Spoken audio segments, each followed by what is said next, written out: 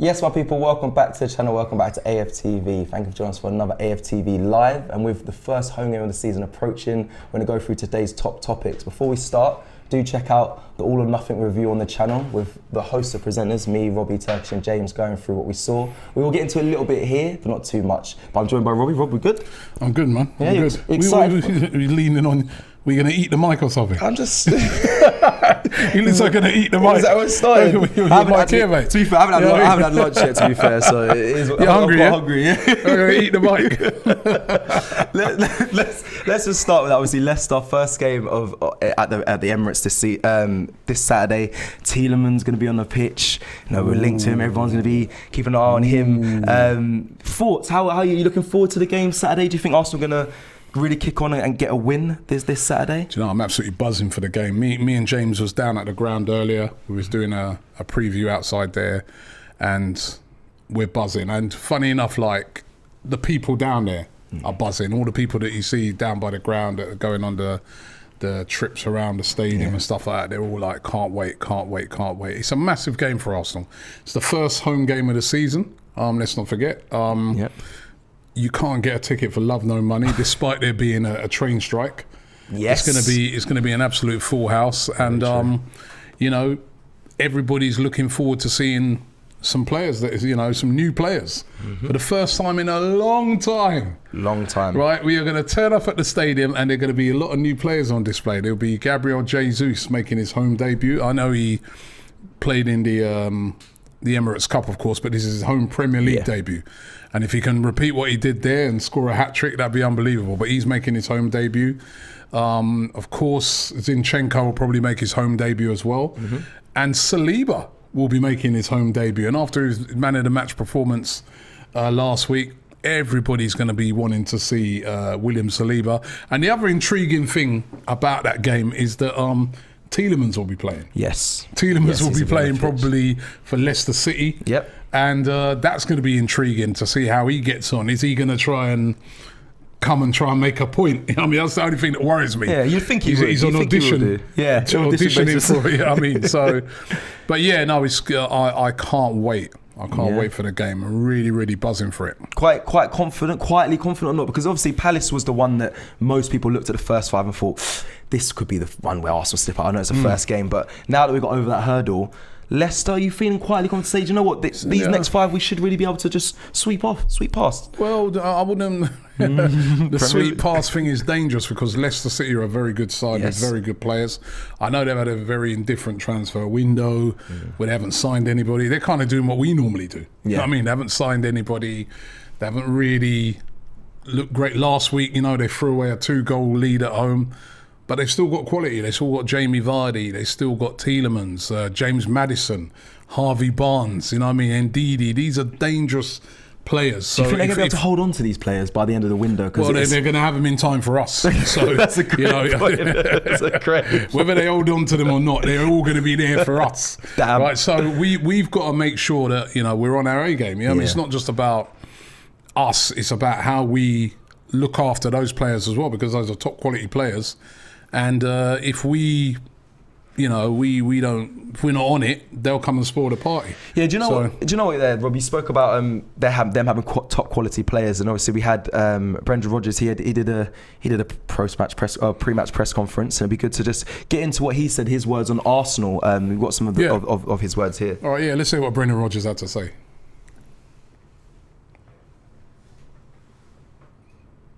For me, Arsenal have gone to a new level. The three boys that have come into the team. Saliba was a very gifted young player that played alongside Wesley at St Etienne, but of course needed some game experience. Difficult when Arsenal signed him to play him because he was so young, but he went away and played for 2 or 3 years. Has got really good experience, and you see now him coming back at 21. He's 6'4". He's quick. He can dominate in the ball. So he's he's a fantastic addition for them and gives them that presence at the back. The two other guys coming in from Manchester City have made a huge difference. There's absolutely no question. They're coming from an elite, world-class, winning environment. And you see the mentality. And Gabriel Jesus, he's a world-class striker. So it's nice to hear the manager speak about those three main signings. We talk about Gabriel Jesus, Zinchenko, and Saliba feels like a new signing. Obviously, we've had him, but very interesting. It's always going to. I think a lot of managers have been crediting Arsenal. Even Patrick Vieira did that before the Palace game. They are saying like there's something different. That's what they're saying as well, which builds me more of confidence to say, we're not, as fans, we're not getting too over the top, because there's quality in that side. Yeah, but every manager says all these things. You know what I mean? Every manager says all these things because, they don't want to be disrespectful before they play us. But, interesting that he said that he thinks that Gabriel Jesus is a world-class player. That's interesting. And obviously he's bigging up Zinchenko and Saliba, who, of course, used to play with Wesley Fofana. Oh, yes. Who, they were both together at St Etienne. And so he's saying, look how he's come back. Wesley Fofana is linked with a move away. That's another quality player that Leicester have got. Remember, £85 million at the moment. Chelsea look willing to pay for him. Wait, is it 85 million? £85 million. Well, it's £80 million. But still. I think they've gone up already to about 75 million. And I think Leicester are saying 85 million and it can happen. What is he, like 22 as well for Fofana? Like he's about the same age as either 20 or 21. Okay, even younger. Same sort of age group as Saliba. Imagine that, like those two players. And also, what is Saliba worth then? Saliba must be worth roughly the same. I know that obviously Fofana has been playing in the Premier League longer than him, but Saliba did go away to France and win Young Player of the Season. So his value's right up there. And after his performance last week, I know it's only one performance, but what must his valuation be? So we got some good players. We're going into this game and we've also got some top quality players and top quality additions that we've made to the team. And fills me with a lot of confidence. I'm really, really looking forward to the game. It does, and I remember how much he was banging on about when William Saliba was on loan, saying that. Remember, William Saliba was supposed to be ahead of Fofana, but he was on loan. I remember he saying, he's ahead of him, and now he's come back, and it does bode the question. How much would William Saliba be worth in this market? Of course, some people say he hasn't played against the top teams yet, so let's wait. But we've seen William Saliba up against Mbappe's and dealt with that. So he seems like a really good player. I'm so happy he's in the side, and it's going to be a good battle come Saturday. No, it's going to be a great battle. And as I said, we can't disrespect Leicester. Look at some of the players they got throughout their team. I know they've lost Schmeichel now, who's a very influential player. I know they've had a bit of a rocky summer, but do not underestimate them because they've got a lot of top players. But the good thing about it is so do we. We're stacked now with quality players throughout that squad. We're confident. We're at home. It's going to be in front of our fans, and I think that we'll bring it home. But we cannot afford to be complacent. You know what I mean? It feels so. I'm sorry. It does feel different. I want to ask people in the audience watching as well. Is there a player you are actually worried about though from Leicester? Because usually, I'll be honest, Vardy will be the main threat for me. But worried about Vardy. Still worried. Yeah, listen. Even with that back line now, I think with that Saliba, with that Gabriel, I don't know what it is. I don't feel as worried as I always am when we come up against Leicester. Yeah, just because we're playing so well. But listen, Maddison is still a threat. Tielemans can hit a long ranger. You know what I mean? Harvey Barnes, they're all threats. Iheanacho, these are quality players, man. So there's not no regular team we're coming up against. We're coming up against a team full of top quality players. So yes, I'm confident that we'll get the result. But I just don't want us to write off Leicester because they're a quality side. Okay. I want to touch upon this. Now, you know what? I do Transfer Daily every day, and you see these rumours that come out. And this one that I saw today now, or this latest one, Kieran Tierney. Right. Now, I'm gonna read you the quote from this rumour. And this is coming from, I think it was in the Daily Telegraph. Or Daily Mail, what did they do? Yeah, the Telegraph. City monitoring Tierney, they say, right? And if I go into this is from Football London. So they're talking. Yeah, I'll say whilst people, I want to hear everyone in the comments as well their opinions on this. This is after the Gunners. Story. Oh gosh, I've got so many ads on this side. After the Gunners secured 2 deals for 2 City stars this summer, Guardiola could look to take revenge in the transfer market by pursuing a deal for Tierney, as per the Daily Telegraph. So it's the Telegraph who were saying that they might go in for Tierney.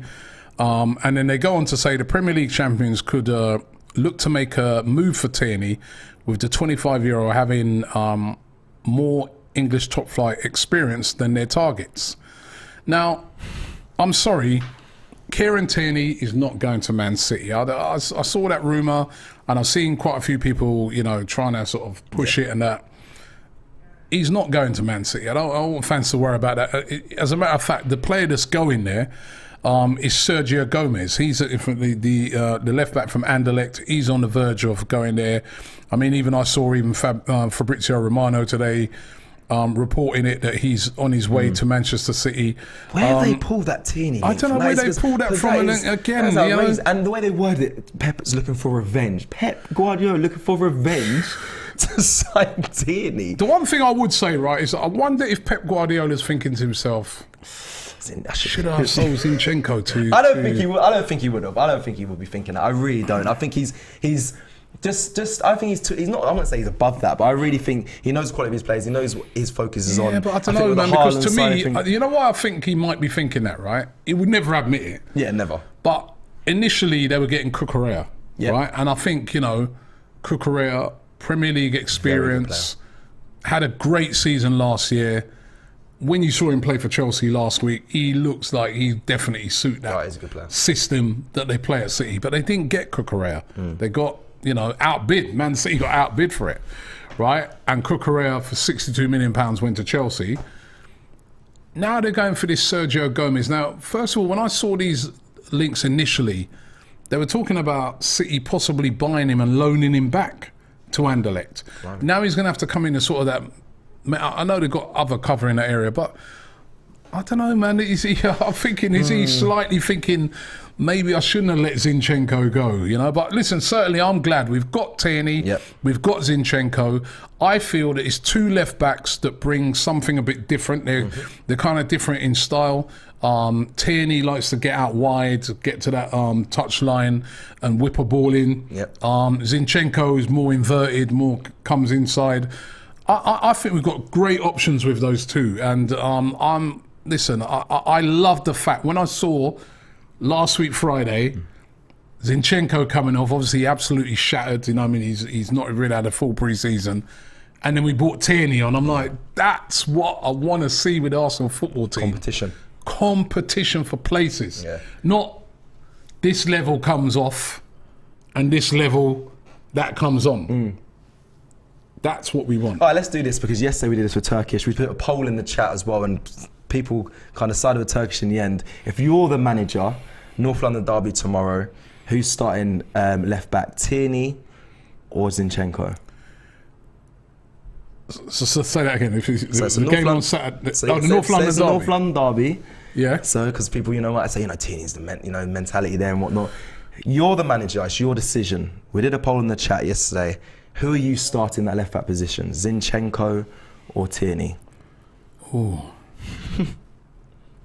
I'll give you Turkish. In the North London derby. In the North London. That's what changes it. Turkish didn't change his opinion on both games that I suggested, but I'm going to go with North London derby. Who are you starting? It's a tough one because Tierney knows what it's all about. Okay. He's got that fight. But then Zinchenko's a very experienced guy, and captain, he wouldn't be phased. I'll probably start Zinchenko. Yeah. At this moment in time, Zinchenko starts. Over Tierney, yeah? Just because he knows what it's all about, the experience and that. We're doing a poll on it. By the way, who's starting the North London derby? It's a great problem to have, but, already people are coming in on it. It's Louis says KT. Snipe says Tierney. Ruak says KT. Sancho says Zinchenko is so much better than Tierney. It's actually ridiculous. Well, I don't know. Harry says Zinchenko. Right. Gunnar8, David, KT all day. Daniel says KT all day as well. Interesting. Yeah, interesting. I'd have went with Zinchenko as well, but let me give you. So what Turkey said. His point would have been: I'll put Tierney left back and put Zinchenko in the midfield and drop Granit Xhaka. Oh, he's turning into James now, is he? Oh yeah. Wants to see him in that midfield and drop Granit Xhaka. Yeah. Come on, Turkish. I said Turkish after, even though we haven't seen Zinchenko in the midfield. I know you say he plays there for Ukraine, but we haven't seen. He's like, no, that would be what I would do. I was like, he was not dropping Turkish agenda against Xhaka. Come on, man. You know, you can have about 10 Albanians rolling up on you, bro. You know what I mean? Turkish fan. I can't. When he said that, I couldn't believe it. And obviously, I gave.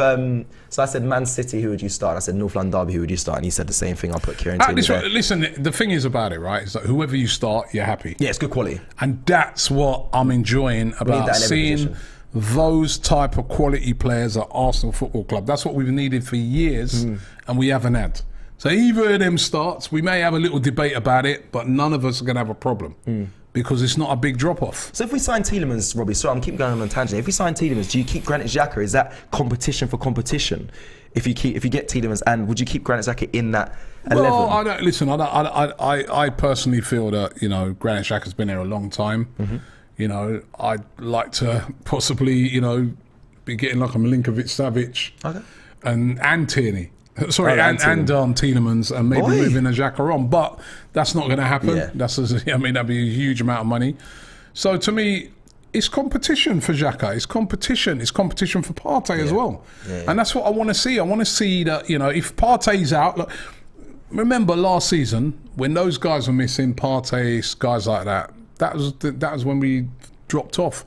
You know, Mohamed El-Neni came in, done a great job. He's a real good team player, but it's a big drop-off in levels because there's things that Thomas Partey can do that he can't do. He can't do those things. He'll give it all for the team, but but he just does not have the ability, for instance, to pick the ball up and drive past two players and then pass the ball through the lines. He's just not that type of player.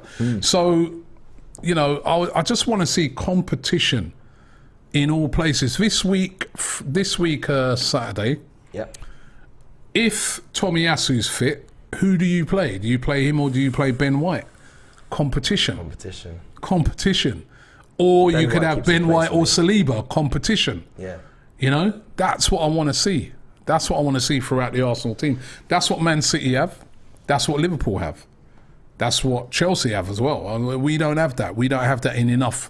We've got it now in a couple of places. We're building towards that. We're massively building towards that. You see that from Arsenal. You see that's what they want. That's what they're looking to do, and it's nice to see. Now I mentioned Granit Xhaka there, and I mentioned the Tielemans. Now there was a quote from Granit Xhaka. I believe it may come from the All or Nothing documentary, which we'll get into in a second. But there's a quote from Granit Xhaka about Arsenal fans at training. And I just want to get your opinions and everyone else watching and listening on this. His quote says, "Everyone has bad days on the pitch. That's why I've spoken with the club about bringing the fans once a week to training."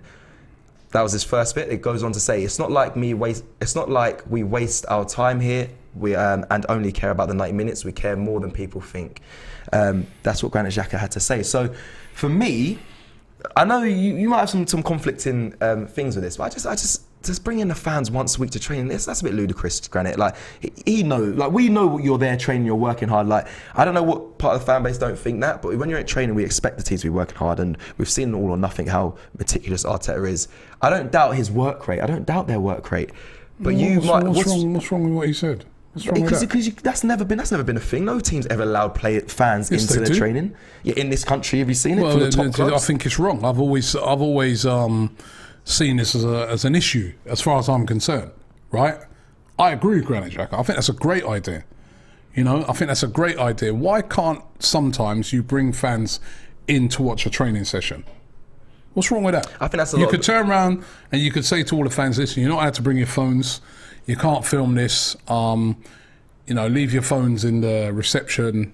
Right, we're going to search you, but you can come and watch an Arsenal training session. I think it'd be a beautiful thing. They do it abroad. They do it in German football. They do it in Portuguese football. They do many clubs do it, inviting the fans in. You got fans who supported Arsenal all their life, and have never set foot in the Arsenal training ground. I've been lucky enough to go in there, and that's only because through a company that was doing a sponsorship thing, and then I've been in there luckily enough with my son's. When my son was there for about 6 months, I was there. I've been in, but otherwise I would never have been in that ground. Now you got fans that have been following Arsenal all their life. They've never been in the training ground. It would be nice for those fans, for them to pick out some real loyal fans and say, right, we're having a training session, you can come and watch. What's wrong with that? I hear that. How's that ludicrous? No, I think listen. I would love them to, but I know I guess it's a risk assessment sort of place. I know what goes on in training grounds as well. Sometimes there's bus stops. I think they know that it wouldn't be achievable. Open training sessions. I know clubs do that. I know Arsenal sometimes do that. Train in the stadium, people can go and watch and whatnot. Those I do like. I think they need to adopt the foreign culture in the sense that after those open training sessions that the players should do more meet and greets and whatnot. But go into the training ground. What about a meet and greet? Why can't you go in? England train, right, at St George's Park when they're having a game coming up. They'll have one open training session where sometimes people can go in. I've been to watch a training session at St George's Park with England. Yeah. Wow. Yeah. That was the one when Harry Kane was there. And he walked past me and I looked at him and he looked at me and he goes, I know you. And I said, yeah, I know you too. So how were you there? Was it because you were a loyal fan? Did you win a competition? No, was it a loyal fan sort of thing? How did you... It was with, who was it? It was Continental Tires were one of their sponsors. Nice. And they bought some fans, as well as some of their employees, they bought some fans to come and watch the session, and I went. And it was good. It was interesting watching them train. And, you're watching from quite a distance, and you're just watching them train, and I thought that was nice. I got to go in St George's Park and go around it. So what's wrong with that? And I think what he's trying to get at there is that, if the fans were able to come and see that, they'd have a greater respect and can see, all right, you're saying All or Nothing now. That's only because you've seen the All or Nothing documentary. Yeah, true. And I was saying to you guys this morning, I think that this All or Nothing documentary is a brilliant thing for Arteta. Because all of a sudden now we're seeing Mikel Arteta in a kind of a different light. And it's not that no one sort of doubted his love for Arsenal or doubted his passion for Arsenal. But by watching this documentary, you can see his passion. Yeah. You can see his drive. You can see what he's trying to do. See standards. And that's from just being us being able to get a little insight into. So there's nothing wrong with that. Obviously, you pick the day that you bring them in. You may not want to bring them in on a Monday after we've had a defeat. We might get heated. You may not want to bring them in on a Thursday, Friday when they're working on tactics. Yeah. But I'm sure they could find a day and a segment where the fans could come in, have a little look around the training ground, have a look at them training. The players say to them, guys, appreciate you guys, and that's it. I think that's what he's getting at, and I think that'd be great. What's wrong with that? It's open training for that. Open training session at the ground for that. That's what they. It's pretty much that. We do one of those, like before COVID. We used to do one at the start of the season. Yeah. But that's not the training ground. So what are you saying? Do you do tours at the training ground when the players are away, or do you want? No. I think listen. It could obviously it's never ever going to be open to everybody. But I think there's some fans that you see them, I see them. Yeah, would love to. Week in, week out, year in, year out, they're following Arsenal all around the world. But never seen. Come on, man! Invite them in the training ground. Let them see what goes on in there. It's a training ground is a footballer's place of work. 100%. Right, as an ex-player, you're there more than your own home. Exactly. I remember like a coach saying to me that when a player signs for a club, the most important thing for him is the training ground. It's not the Emirates. Yep. That's us fans. We look at it and we say, the minute Jesus walks into the Emirates and he see the fans and all that, he'll be like, let me sign on. No. What it is when they go into that training ground, they want to know that it's got the best facilities, the best medical facilities, great, pitches for them to train on, good coaches. Because that's where they are every single day. Oh, listen, that's their work. That's their place of work. That's their home. Their home is not the Emirates. Their home. They go to the Emirates once a fortnight sometimes. Who told you that? Who told you that? It was a coach at Arsenal. I'll give him that. Because, he said to me. When I was at Crawley, Josh Wright, Mark Wright's brother, came and we were sharing a Sorry to cut you. Oh, go on. As if before I miss this comment, Dan Hudson said, bring in Liverpool fans as well. Laugh out loud. You wouldn't need the speakers then, would you? That was good. I like that one. That's a good one. Comment. But sorry to cut you across you. That'll get the that'll actually get the atmosphere. Sorry, proper. But Josh Wright. Sorry, excuse me. He came on came along to Crawley and we were ground sharing for training. I'm going to be honest, the facilities weren't great. And he stormed out. He said, I can't train here, I can't be here. And he took his stuff and left and told his agent. He went back to his club. He said they can't train in this. That's their place. That's where you are every single day. That's you know, very, so, very you know, true. why do you think a lot of these clubs now are building these, like, you know, unbelievable training grounds? Because part of that is to attract players. Leicester City, we're playing this week. I can tell you because my son was training up there, like, you know, for over a year. I mean, the facilities they've got is unbelievable. They've got a golf course at their training ground. South Tottenham, by the way. Tottenham have got a golf course on their training ground. Yes. I was about to say about Palace's new one is unbelievable. They haven't got a golf course, but the complex Leicester is unbelievable. City and Tottenham. I remember my son played at Tottenham. He played against Tottenham there, right? Their training ground, I have to admit, much as I hate to admit it, it's unreal. They've got golf courses. Every single pitch is like a carpet and replicates the pitches at the what do they call their stadium again? I don't even know what they call it. What are their stadium called? Which one? Leicester's? King Power? No, Tottenham. Oh, Tottenham. Oh, whatever I don't know it what is. they call them. Right, yeah, but every pitch they got there replicated. Same with Arsenal, actually. Yeah, every pitch at Arsenal is exactly the same. replicates the pitch at the Emirates. When I went to St George's Park, it was the same thing. It replicates. So I think it would be a nice thing for fans to go in and see. Why not? Yeah, come on. You miserable bastard. No, you know what I mean? It would be nice. I just know, like, technicality-wise, you never see it happening. But it would be nice for, like you said, loyal fans who've been following us. It's crazy to think. I've never looked at it like that. People don't really get to see. Bring the fans closer. Lucky enough to go to training grounds. I forget. You see, you're lucky. You're lucky. I've been lucky Yeah. to get into these training grounds. I'm like, wow, Make a this good is. point. But you know, 95. Probably higher percent of fans haven't. They've never been, yeah. And I know that in German football and that, they invite fans in. I didn't know that. They invite fans in to, you know, in some of them Italian clubs, the guys at the ultras and that, they got the keys to the training ground. To the manager's office. They got the keys to the training. I remember there was, I went to Portugal, Arsenal played Sport in Lisbon. I don't know if you heard about that, where literally they had some, I can't remember why the fans did it, but there was some bust up between the players and the fans.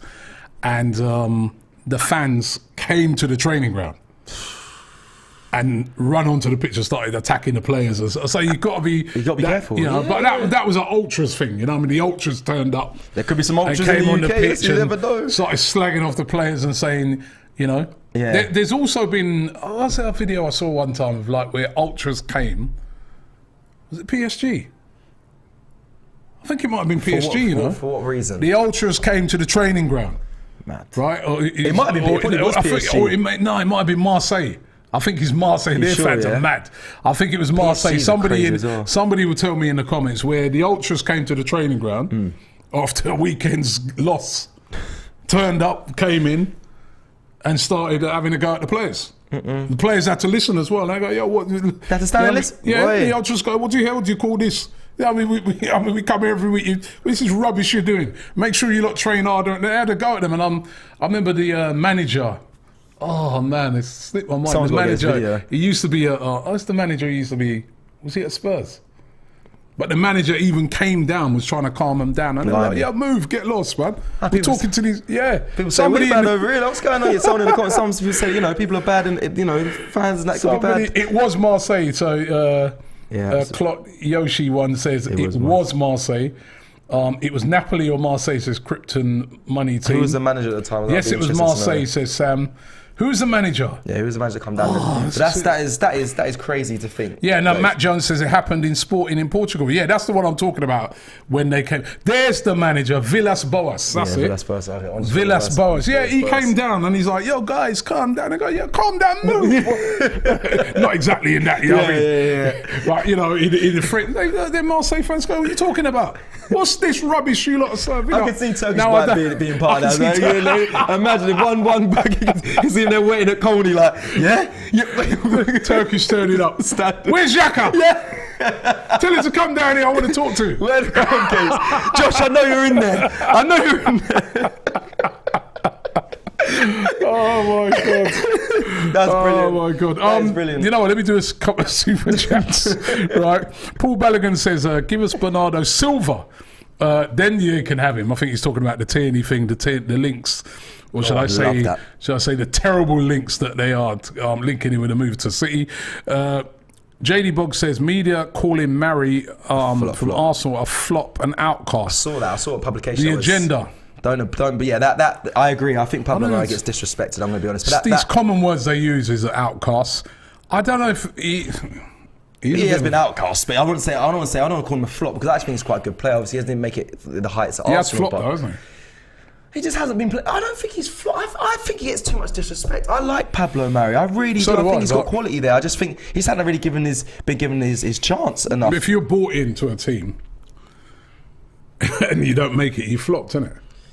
So, but there's a lot of players. And he's not in the Arsenal squad at the moment. Was William Saliba a flop then when he went on the multiple loans? No, but that's a bit different. But I'm saying like he was brought in as a starter, yeah, or brought in as a first team squad player. He's hardly figured, and they don't really, he's not even in the first team for the first game. So he's a bit of an outcast. So I hear what you're saying, JD Bog, but I'm not sure if it's an agenda.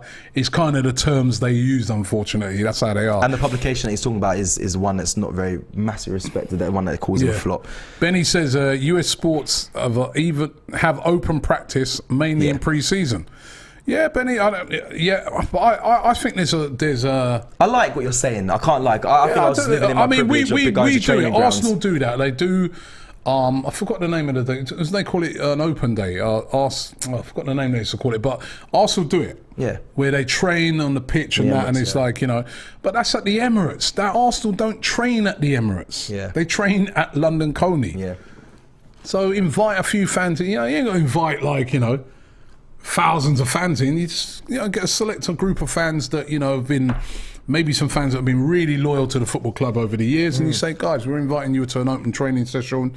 These are the rules: no phones, no filming, no that. Just come and take it in. Yeah. And I think that'd be a great thing. So I agree with Xhaka on that one. Touch of Awesome says you want fan involvement to bring us closer together, but you don't want fans in the training area, Cecil.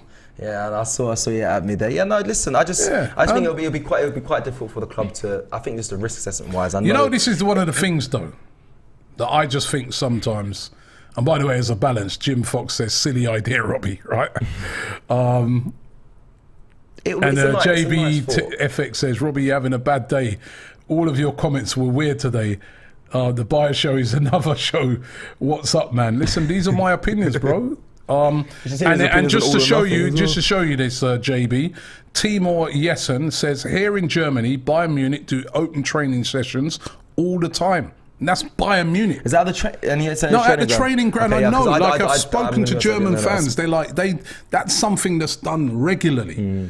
That throughout the season, they're like, they pick a day and they say, right, fans come in, but it's nothing. What's wrong with that? What?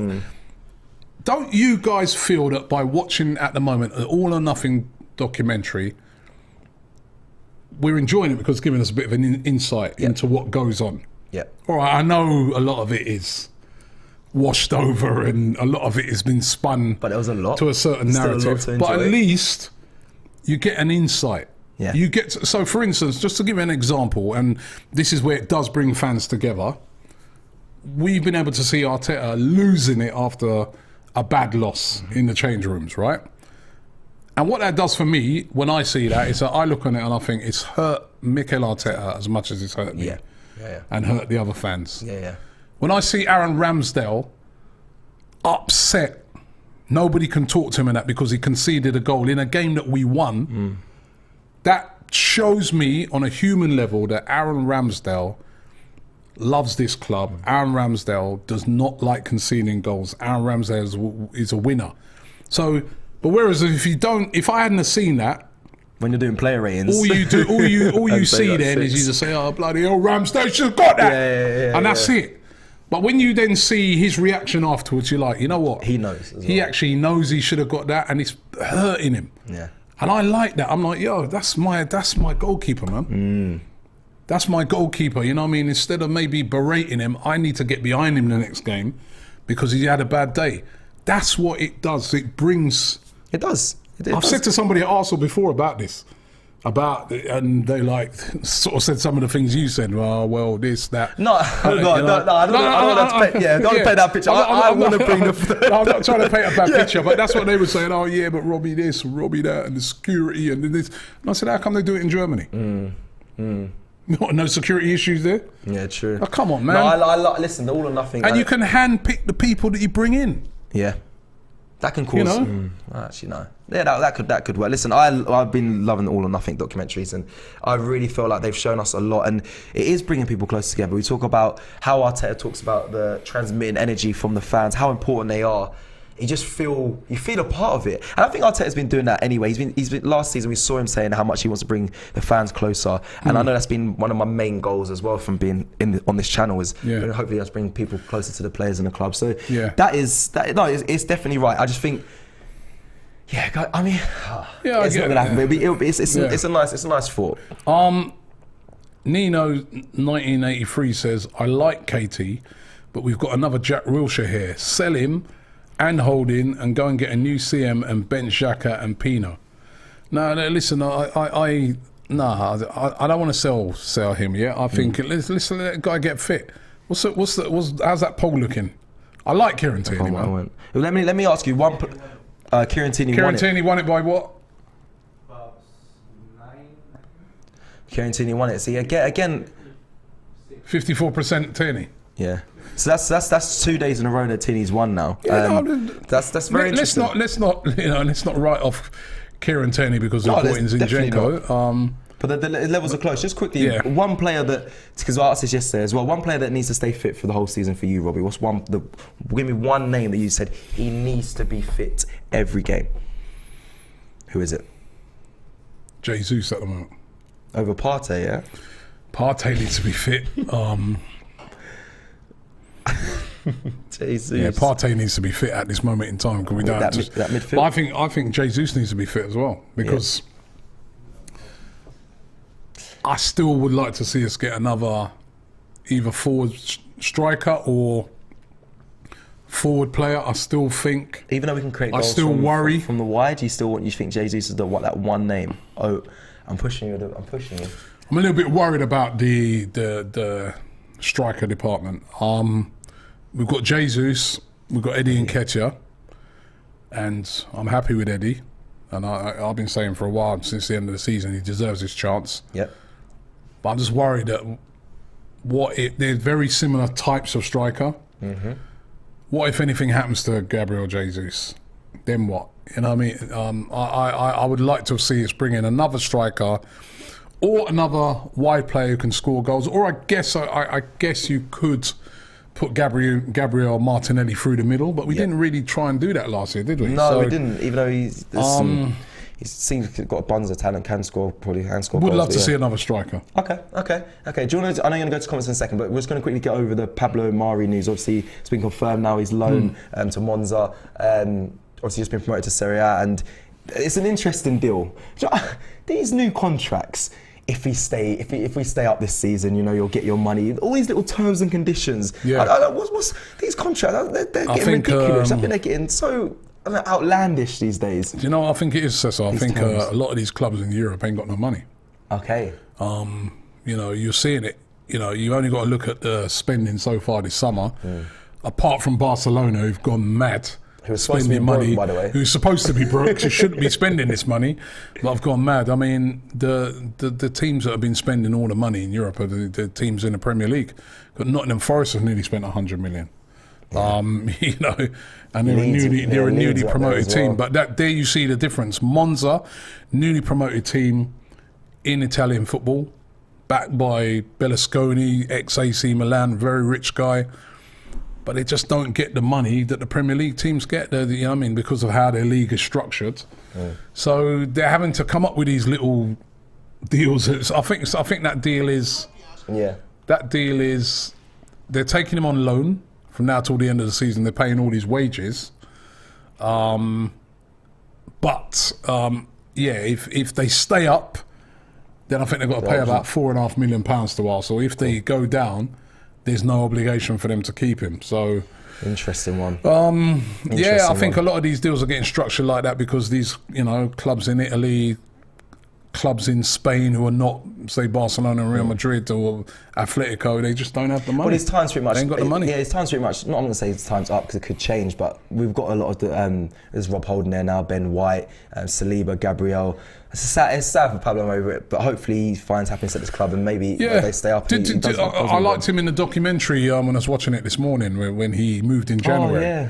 And he didn't hold no feelings. He's like, listen, he's almost it's football, and he goes, listen, I hope the lads do well, but I want to play every week. And he went to Udinese, played every week, and done brilliantly. So. Good luck to Pablo Mari. Yeah, good luck to him. I know I keep saying we're going to go to the comments. We'll get you guys' thoughts, but Willian and Aubameyang. What's seen those? Yeah. Potentially returning to the Premier League. People. Aubameyang potentially going to Chelsea, and Willian potentially to I'd hate to see Fulham. that. Aubameyang at Chelsea. Yeah. Some people are just like, I don't care. Turkish says, I don't care. Don't care. But well, listen, in a way, I don't care because we've got our business done. It would hurt me though, you know. But, you know what I mean? But he you know, let's sort of take away how it all ended. But he was a great player for Arsenal when he, you know, for a period of time. He dropped off at the end. But even Mikel Arteta, when you saw the all or nothing thing today, he said, listen, he goes, basically he was saying, listen, it ain't ended great, but I'm always going to hold him in high esteem. Yeah. He helped us, you know, that when we won the FA Cup that time and that. So I don't really want to see him at Chelsea. You know what I mean? It sort of reminded me it's a bit like the Giroud thing, you know what I mean? Where Giroud was at Arsenal. Yeah. You know? And then when he ended up at Chelsea, I'm like, oh, boy, I'm like, yeah, bro. No, it would frustrate you know? And I like Giroud. So I don't really want to see Aubameyang at Chelsea. And the Willian one's interesting because... I thought he was going to be done after. He's been playing over in Brazil and he's cancelled his contract. He's the second contract he's cancelled. Because he cancelled our contract, didn't he, to go and play in Brazil. Yeah. And now he's cancelling his contract again now in Brazil to come and play for Fulham. Respect to Willian for cancelling his contract up. Yeah. When it comes to Arsenal, when he left Arsenal as well. The Fulham need Willian. That's a weird one. I was so surprised, Rob. I was so surprised. Like I said, I thought that would have been kind of Willian's swan song when he went back to Brazil and was over there. But to potentially come back to the Premier League, would be very interesting. Imagine if he hits the ground running. Imagine if he starts soaring again. Imagine that'd be very interesting. Cornbread RL says Willian just cares about his restaurants. Apparently he's got a couple. You know what I mean? So him and David Luiz. But I don't know, man. Willian to Fulham. Listen, there's not really like Turkey said, it's nothing to do with us, mate. Yeah. Well, I'm just, you know what? As I look around, and we're just speaking about strikers. Yeah. And it just shows you there's not many strikers out there really of the highest quality to bring in. That Chelsea are having to go now and try and get Aubameyang at the age of 33. He'll still. I think if Aubameyang comes to the Premier League, he'll score goals. Yeah, I think you know, initially, but he's getting older, isn't he? And Chelsea if you're a team that's looking to the future, you wouldn't really go and spend money to bring in Pierre-Emerick Aubameyang at 33, would you? You'd be, you know. But listen, that's up to them. I think we've done a great bit of business in bringing in Gabriel Jesus, age 25. That's a player that in the next 5 years could still do great things at Arsenal and we could sell him and still make a bit of money. So give me a great bit of business. Give me Aubameyang and Sterling a few years back and in Arsenal, that'd have been on fire. I think he'll still. I think if Aubameyang comes to the Premier League, he'll score goals. You've seen him in La Liga. He went there in 6 months. He's been banging in the goals. Yeah. I'm surprised that Barcelona, considering the amount of goals he scored in that short period of time, would let him go. I think they were more keen to let Memphis Depay go and keep Aubameyang. But listen, money talks, and as I said, Barcelona, who can't even register players right now, they need as much money as they can get. And then, you know, as I said, if you look around Europe right now, the teams in Europe, they haven't really got the money to spend like the Premier League top clubs. There was one thing that I didn't even prep you for. I said I was going to talk about this show, but I just want to just get your opinion on this. This is something kind of personal that I want to just ask you. Is like the fan culture at the moment. Like, are you from your perspective? Are you happy with what you're seeing? Obviously, you've done the overlap. You've been on fan channels and you've seen there's a fan representative for all these clubs, and we saw Man United, the fans get uproar about one of the players, and that kind of not happening now because of it. The fan space for you, Robbie, from just your perspective, are you just what you see now? Are you happy with just everything that's kind of going on around fan culture? I always want to get your opinion on this. Well, I'm happy that fans have got a say. Yeah.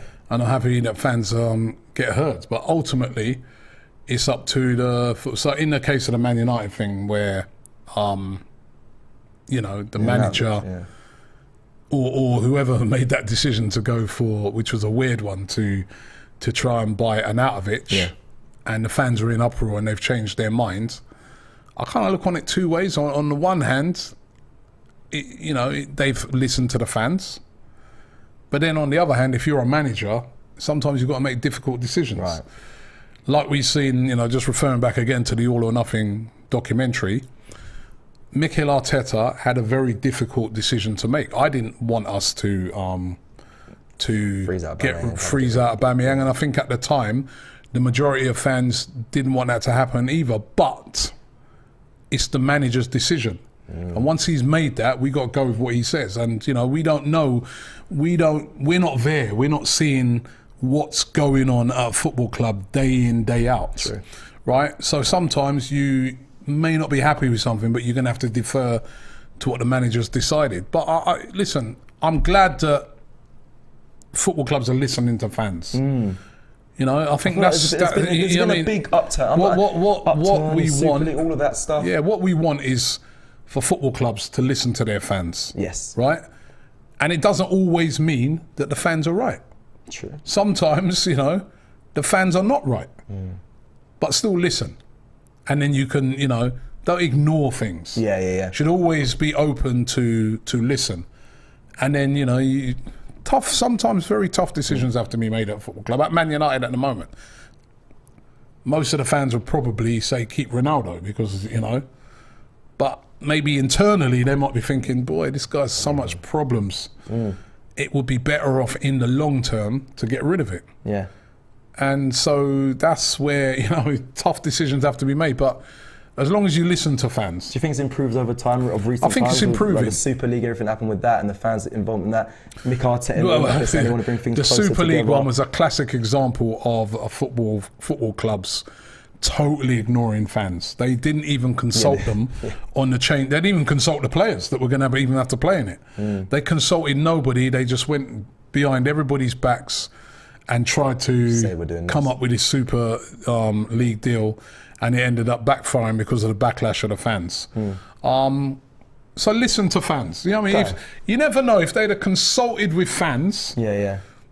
Well, if they would have consulted with fans, they would have found out from day one that the fans weren't up for that. Yeah, 100%. So maybe instead of putting forth that stupid Super League, they might have gone away and come up with something else that maybe fans might have gone for. I don't know. Yeah. But consult with your fans. Yeah, that'd be interesting. The two most important parts of football are the fans and the players. Definitely, and I 100% agree with that. I just really want to, just for how much you do fan involvement and whatnot, I really want to hear your thoughts on just where it is, because it's a whole new, it's not a new space, it's been here for ages, but it's becoming, it's growing, and it feels like things feel closer, but whether that is just from me being inside. So seeing as Sebastian Klein says that reports say that Reiss Nelson's out for about 1 to 2 months with an injury, which, if true, will be really, really sad. Because, a lot of the talk was they were looking to give Reiss Nelson a chance this year. They wasn't looking to send him on loan, they were going to give him a chance. So that'd be really sad if that's the case. Just on that, I was down at the ground just literally before I was here, and I asked the fans, which you're going to see is going to come on the channel soon, who are you looking forward to see this Saturday? One guy said, that is the name's Reiss Nelson. He says, I really love the youth, I really love the younger players, I think he deserves a chance. And he was a big Reiss Nelson fan. He said, I'm actually coming here to hopefully see him. I said, I don't want to disappoint you, but you may not see him play, but he was like, I'm coming all this far, international fan. He said, I want to see Reiss Nelson. Yeah, he's a talent. It's a shame if he is injured, and I feel like you said, I haven't really seen much links for him to go away, so it would be interesting if they are going to try and involve him and give him more of a chance this season. It'll be interesting, especially with Pepe as well, what's going on with him. We don't know if he's going to be moved on. Surely now, if Reiss Nelson is going to be out for 1 to 2 months, I mean, got to go and get a wide player. Have to. Yeah. I'm debating whether to think if it's more important than the midfielder. I really am, because Xhaka, El Neni, yes, it's not. No, I mean, I think we need both. Yeah. Do you think they'll do both? I know that it seems like Arsenal saying there's going to be more signings. I think there's a possibility we could do both, yeah. Wow. It's nice to feel that way, being an Arsenal fan in this window. I don't know what it is. We've got our business done quite early enough. Players had time to integrate into the side. We're not panicking. You see a lot of other clubs panicking at the moment, doing panic buys. It does feel nice, but I agree. I think there'll be, I don't know about 2, but I think there'll be 1. That 10 signings you said at the start of the window, though, starting to, I mean... It's creeping up, isn't it? Not as far-fetched as when I started, was it? Rizvan says, when Arsenal do eventually sell players for a profit, do you reckon we'll sell to direct rivals who can afford these price tags? Saka, Saliba, hope not. Well, I'm hoping not either. I mean, the thing is, Rizvan, first of all, is to have players of value. All of a sudden now we've got players of value. Yeah. We didn't last year or the year before or the year before that. We have probably the only player we had of value was Kieran Tierney. Right? All of a sudden now we've got a lot of players of value that would sell for big money. But now the trick is to hold on to them. You know what I mean? That's it. Now we don't want to be a selling club. We want to be a club that holds on to our best players. And what do you need to do? How do you go about doing that?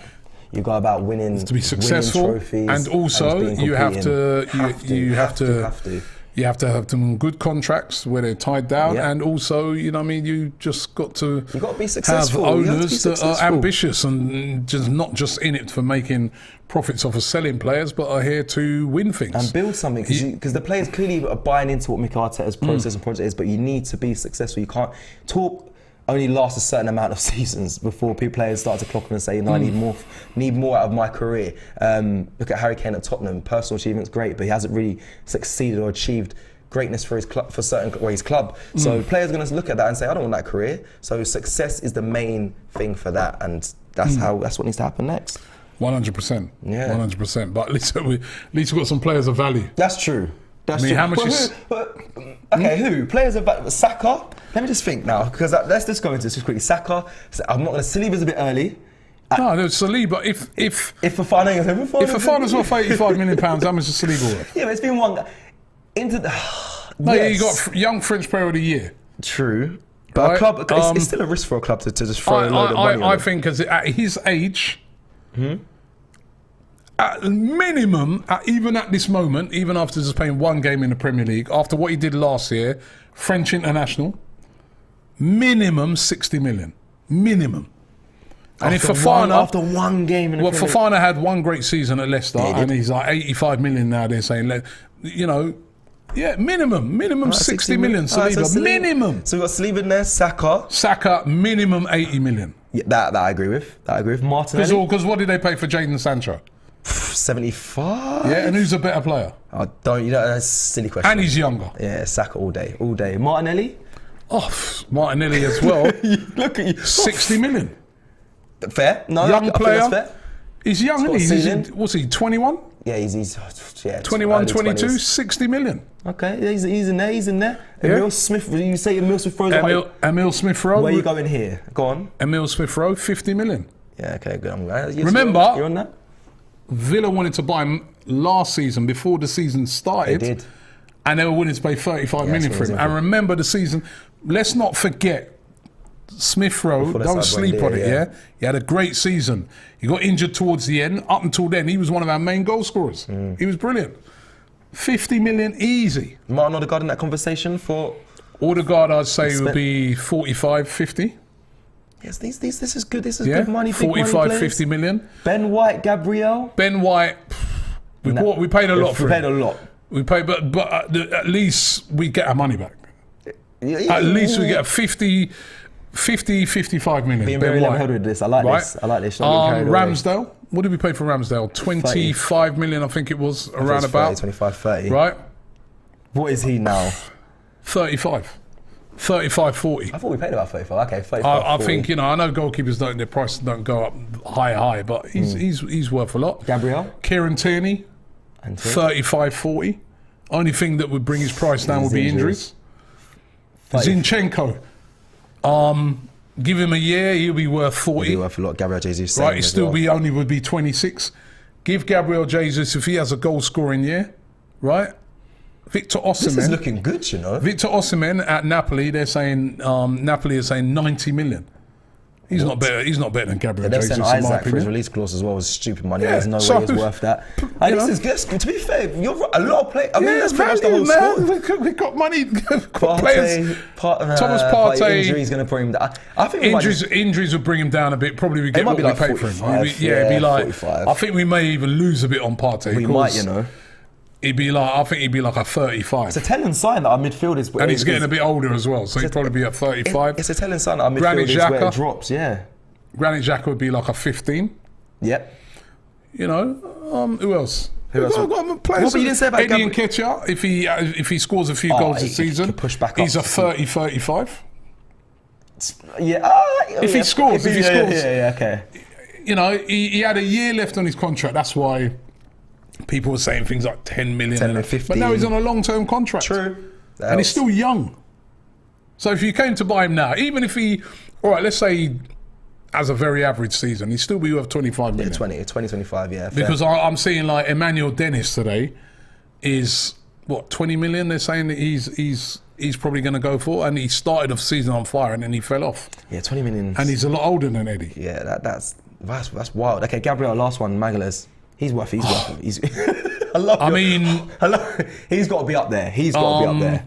Juventus were offering 50 million for him this window. There you go. And I think that's undervalued. He'd be worth, again, he's got to be up in the 60s. 60s towards 70 million. 70s, I think he's in his 70, in the 70 millions. Gabriel has been... Yeah, 60s to 70 million. That's a good point. A lot of players worth actually some value. Am I going too mad? Some people are saying we are. I do Pepe. I just saw I just saw that guy, Pepe. Okay, the starting But Pepe's one of those players that Yeah. it wasn't an Arteta signing, was it? But Pepe, yeah, we'd lose a lot of money on Pepe. Our bench is telling. It's a very telling sign as well that our bench aren't really holding a lot of value.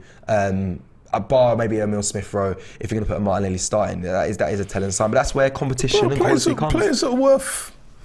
Everyone's doing their valuations now. Yeah, I like this. Odegaard. YK Isaac says Odegaard 45 to 50 million. Yeah. T-Bone vs Super Chat says 1,000 million. 1,000 million. All right, calm down. Based Adam Smith UK says Robbie is suffering from heat stroke with his valuations.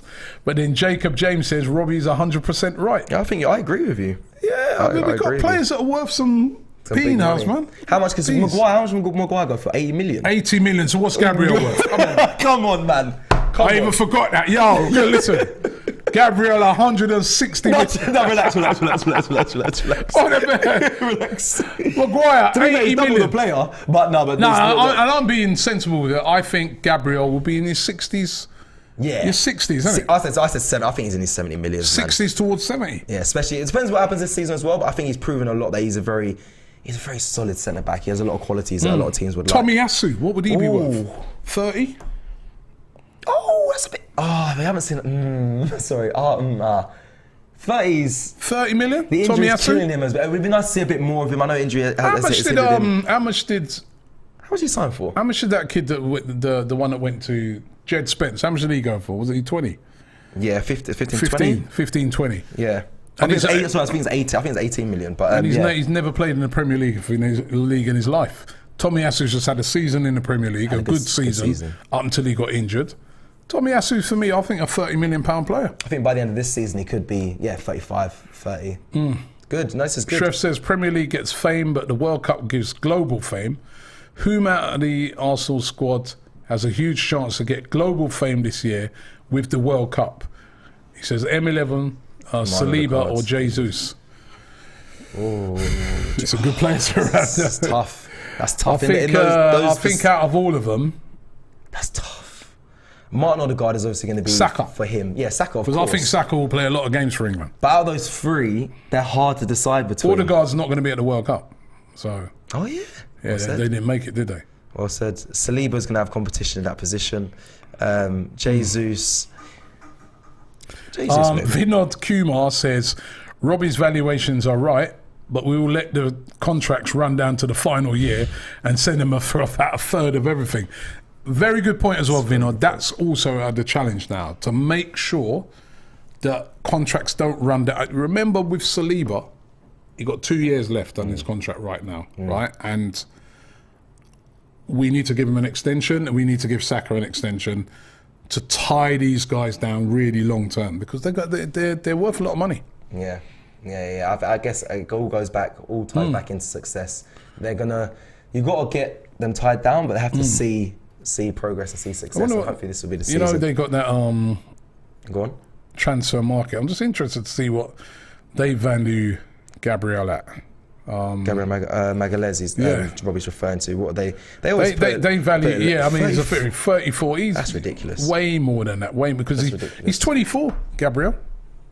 Yeah, I remember. So when I met him, I remember. I don't know if you did the videos on AFTV. We did the punching bag challenge, me and Gabriel. Yeah. And I was like, he seems like, I thought he was my age or older. I thought he was 24. I said, right, he's young. He's young, very young. 24. Harry Maguire. Saliba's 21. 21. Right, valued at 27 million, but that's basically what we paid for him. Yeah.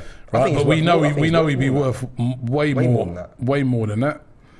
But transfer market value Harry Maguire at 34 million. Yeah, well, they value Fofana at 36 million. Just to give perspective. And they value Maguire at 34 million. You know what I mean? So, but I'm just saying that, you know, we've got players that are worth money now. Yeah. It's all about, like you said, getting on long contracts, and I don't want to see these players leave. I'll be honest. No, well, that's it. It's all about building those players that are the best of those players. You keep them. Yeah. And you build the team around them. And what we've done over the years is we've sold them. Every time we got a great player, but you know, going back to sort of Arsene Wenger's time, whether it was Wenger's fault or whether it was just the constraints we were under, somebody's doing great, looking good. Robin van Persie gone. Alexis Sanchez gone. You know what I mean? We're always selling our best players. We've got to stop doing that. That does need to stop. Did you, just before we wrap up, did you read that last one? Prekar says Saka has to be worth more than 80 million. Did we say that? Prekar, big up. There's a shout for that. There is. There's a shout for that. Listen, he's a great player. And he's so young, and he's going to get better. All right, well, listen, we're coming towards the end. We've hit the hour mark, so we're coming towards the end of this show. But listen, big up everyone that got involved as well. We had polls in here that you guys got involved in, plenty of comments. We love the interaction. That's what I enjoy when we do these lives. So big up everyone that joined in. Just to get everyone know, you can get the merch. We've got the free Gabbies here on the shop.aftv.co.uk. Go get your merch. Come and join the family. And it's been a pleasure. It's been good. Robbie, thank you very much. And make sure you guys check out Transfer Daily every morning. He's still doing there. He's still up, doing all the research, giving you all the information. Come on, Tielemans, man. But we'll be back again tomorrow at 5 p.m. as always on AFTV Live, and hopefully the boys can get a win this Saturday against Leicester. Make sure you check out all the content on the channel, like the video and subscribe if you're new, and we'll see you again very soon.